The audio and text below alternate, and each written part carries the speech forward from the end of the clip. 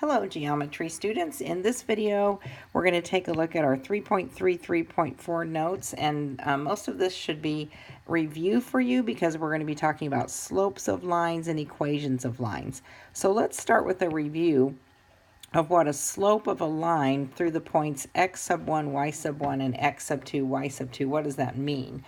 Well, sometimes you may have heard slope described as a ratio, and that ratio is rise over run, where rise would be a vertical change as you move from one point to another along the line, and run would be a horizontal change. Sometimes you might have seen it written like this: delta y, delta means change, to delta x. Again, that's the ratio of a, oops, that should be a delta right there, sorry about that. That's a ratio of the change in y to the change in x. And so to get that change in y, we could subtract the y values, so we could write y sub 2 minus y sub 1 in the numerator of this ratio, and then x sub 2 minus x sub 1 in the denominator. So what we see is the change of y in the numerator and the change of x in the denominator. And then of course we could also write this same equation, we could turn it around and write y sub 1 minus y sub 2 in the numerator and x sub 1 minus x sub 2 in the denominator. It doesn't matter which way you write the formula, as long as you are consistent from numerator to denominator. So if you name the second y value in the numerator first, you need to name the second x value in the denominator first. And likewise, if you name the first y value in the denominator first, then you need to name the first x value in the denominator first. So let's use this formula to find the slope of the line that passes through these 2 points. So why don't we call 6, we'll call it x sub 1, and we'll call this negative 2 y sub 1, and then 3 would be x sub 2, and negative 5 would be y sub 2. So to find the slope, we can use either one of these equations. I'm just going to use this first equation. I'm going to take the second y value minus the first y value. So that would be negative 5 minus a negative 2 in the numerator. And of course, negative 5 minus negative 2 would be the same thing as negative 5 plus positive 2. And then in the denominator, I'm going to take the difference in x values. So I'll take that second x value minus the first x value. So that would be negative 3 minus 6. So negative 3 minus 6 will give us, let's see, we'll get, in the numerator, we will get negative 3. In the denominator, negative 3 minus 6 more would be negative 9. And then, of course, negative 3 divided by negative 9 reduces to positive 1/3. So the slope of the line that passes through these 2 points would be positive 1/3. Okay, now I want you to take a look at these 4 lines, and let's talk about the type of slope that these lines would have. So the first slope, you'll notice that it tilts to the right. So what we're going to do is we're going to think about describing the slope of this line as we travel from point A to point B. And remember, slope is a vertical change, the ratio of a vertical change to horizontal change. So I'm going to go ahead and travel from A to B. So if I were going to travel from A to B, making a vertical change followed by a horizontal change, then that would be a vertical move would be up. So that would be a positive vertical move. And then I make a horizontal move to the right. That's a positive move. So the ratio would be a positive over a positive, which of course is a positive slope. Or I could travel, instead of traveling from A to B, I could travel from B to A. Again, making a vertical change followed by a horizontal change. So if I were going to do that, then I would travel down from B, that's a negative move, and then to the left, which is a negative move horizontally, so I'd have a negative divided by a negative, okay? And either way, we would end up with a positive slope. So in other words, when you have a line that tilts to the right, okay, as you look at it from left to right, that type of line is going to have a positive slope. Now let's take a look at this next line. this line, it tilts to the left. So let's do the same thing. Let's describe the slope as the ratio of a vertical change followed by a horizontal change. Let's start by traveling from A to B. So if I were going to do that, I would make a move, a vertical move down, which of course is a negative move, followed by a horizontal move to the right. That's a positive move. So in other words, that slope would be described as the ratio of a negative number to a positive number. Or I also, instead of traveling from A to B, I could also travel from B to A. So in that case, my vertical move would be up, which is a positive move. Okay, so up, which is a positive move, and then to the left, which is a negative move. So that ratio would be a positive over a negative, a positive divided by a negative. So either way, whether we're looking at a negative divided by a positive or a positive divided by a negative, that would be a negative ratio. So the slope of a line that tilts to the left has a negative slope. Negative slope. Okay, and then in this next example, we're looking at a horizontal line. So if I were going to travel from A to B, then the slope of that line, let me change the slope of that line, if I'm traveling from A to B, if I make a vertical change first, well, I would move up or down. I would move up or down 0. So my vertical change would be 0, and then my movement horizontally would be to the right. So that would be 0 over a positive move. Or if I were instead traveling from B to A, my vertical change would again be 0. And then traveling from B to A would be a negative move. Either way, we would have 0 divided by either a positive or a negative number. So in other words, since the vertical change of a horizontal line is 0, then a horizontal line will always have a slope of 0. And then last but not least, let's take a look at this vertical line.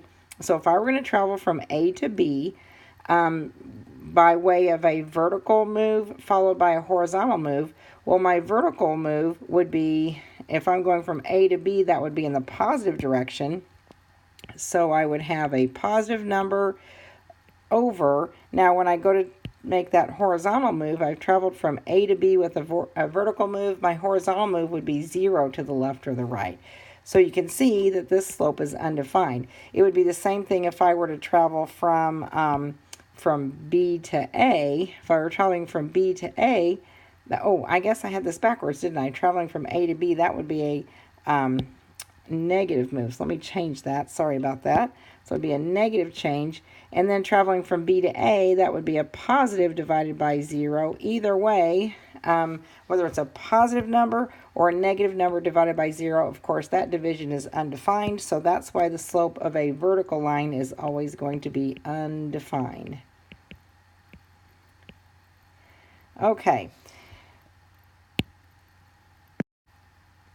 Sometimes you will see slope interpreted as a rate of change. Rate of change. So for example, let's take a look at this line. And in this line, notice our independent variable is the number of hours, and our dependent variable is number of miles. So if we were going to talk about the slope of this line, the slope would be a horizontal change. I'm going to take this second x value minus the first second y value minus the first y value. So that would be 10 minus 6 in the numerator divided by 5 minus 3, which turns out to be, 4 over 2, or in other words, 2 over 1. So let's talk about what that means. What this slope is describing is the ratio of a change in the number of miles to a change in the number of hours. Or in other words, we could write that miles per hour. So sometimes you will see slope described as rate of change. Now the next thing we're going to talk about is the slopes of parallel and perpendicular lines. And this should be, again, a review of what you learned in Algebra 1. If you have two lines that are parallel, notice that they have the same, they tilt the same, right? Their slant is the same. In other words, anytime we have two lines that are parallel, they are going to have slopes that are the same. So parallel lines, if two lines are parallel, then we may conclude that their slopes are the same. But if we have perpendicular lines, notice when you have two lines that are perpendicular to each other, let's go ahead and mark these lines perpendicular. So by definition of perpendicular lines, they should intersect to form a right angle. So you'll notice if the first line has a positive slope, the second line has a negative slope. So we know that the signs of the slopes of the two lines will be opposite of each other, but also you'll recall from Algebra 1 that the slopes are reciprocals of each other. So if you have two lines that are perpendicular, the slopes are going to be, we'll just say slopes are opposite. They have opposite signs, reciprocals. Okay, so let's take a look at an example. This example says, determine whether line AB and line CD are parallel, perpendicular, or neither. Okay, so we'll find the slope of line AB. We'll find the slope of line CD. If they have the same slope, we'll say that the lines are parallel. If they have slopes that are opposite reciprocals, then we will say the lines are perpendicular. And then if neither of those cases, then we will say that it's neither. So let's start by finding the slope of line AB. Okay, so to find the slope of line AB, that's going to be difference in y's over difference in x's. So I'm going to take the second, or this first y minus the second y, 13 minus 0. And so then in the numerator, we'll put the difference in x's. So that's going to be 14 minus negative 12, which of course is the same thing as 14 plus a positive 12. That turns out to be 13 over 26, and 13 over 26 will reduce to 1/2. All right, so now let's find the slope of our second line. Let's find the slope of line CD. So using our slope formula, we'll take a look at, here's C and D. I'm going to take this first y value minus the second y value in the numerator. So that's going to be 7 minus a negative 5, which of course is the same thing as 7 plus 5. And then in the denominator, we'll take 2 minus 8. Okay, that reduces to, let's see, 7 plus 5 is 12 on top, and 2 minus 8 is negative 6. And then 12 divided by negative 6 is negative 2. Now I'm going to put that negative 2 over 1 so that you can see that when I compare to the first slope, okay, the first slope is a positive 1/2. The slope of line CD is negative 2 over 1. You can see that they are opposite reciprocals of each other. So we can say then that line AB is perpendicular to line CD because their slopes were opposite reciprocals. So now let's turn our attention to the slopes or the equations of lines, two different forms of a linear equation that you should remember from Algebra 1. The first one is called slope-intercept form of a linear equation, which looks like this: y equals mx plus b, where of course m is the slope of the line and b is the y-intercept. That's the y value of the point where the line crosses the y-axis. That's called slope-intercept form. And then the other form you should remember from Algebra 1 is called point-slope form of a linear equation. And this is your best friend. This is what you'll end up using a lot because usually the information you are given will lend itself nicely to this formula. So it looks like this: y minus y sub 1, so that's your generic y minus the y value of a point that lies on the line, equals m, the slope of the line, times x minus x sub 1. Okay, so x1, y1 are the coordinates of a point that lie on the line, and then of course m is the slope of the line. So let's take a look at an example. This next example says, find the equations of the lines that pass through each pair of points. So number one, I have I have points -2, 4, and 5, 6. So let's start by finding the slope of the line that passes through those 2 points. So I'm going to take the ratio of the difference in y's in the numerator. I'm going to take the second y minus the first y, so 6 minus 4 in the numerator. And then we'll take the second x, which is 5, 5 minus -2, which is the same thing as 5 plus 2 in the numerator. Let's simplify that. 6 minus 4 is 2, and 5 plus 2 is 7. So the slope of the line that passes through these 2 points is 2/7. So now what we're going to do is we have the slope. Okay, so we've just figured out the slope. We have 2 different points that lie on the line. So let's choose one of those points, and we'll put this x1, y1. I'm going to choose the second one. It doesn't matter which one you choose, but I'm going to choose the second one because it doesn't have any negatives in it. And we'll put x1, y1 into the formula, and then we'll put m in for the slope. So let's start by writing the equation of the line in point slope form. Y minus y sub 1 equals the slope times x minus x sub 1. Okay, so we're choosing the second point. Let's see. The second point is, I'm going to call this x1, y1. Okay, so we'll write our equation. It would be y minus the y value of the point, which is 6, equals m, our slope, which is 2/7, times x minus the x value of our point, which is 5. Now, we weren't given any specific instructions about how to finish this. It just says find the equation of the line. This is the equation of the line in point slope form, so you could stop there. However, often you'll see directions that say go ahead and write your equation in slope intercept form. So that means all we need to do is solve this equation for y. So I'm going to distribute on the right side and get rid of these parentheses. So that would be 2/7 x minus 10/7. And then to solve this for y, all we need to do is add 6 to both sides. But when I add 6, I'm going to go ahead and call that 6. Let's see, it would be 42/7, because 42 divided by 7 is the same thing as 6. So I added 6 to the left side. I'm adding 6 to the right side. I'm just writing it as 42/7 so I can add it to this 10/7.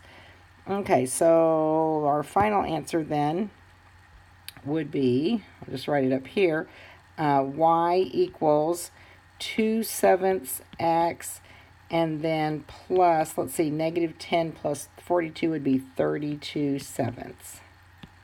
All right, now, when I wrote my equation, I picked this second point, but if we had chosen this point, when we're done putting it in slope-intercept form, we would have gotten exactly the same equation, so it doesn't matter which point that you choose.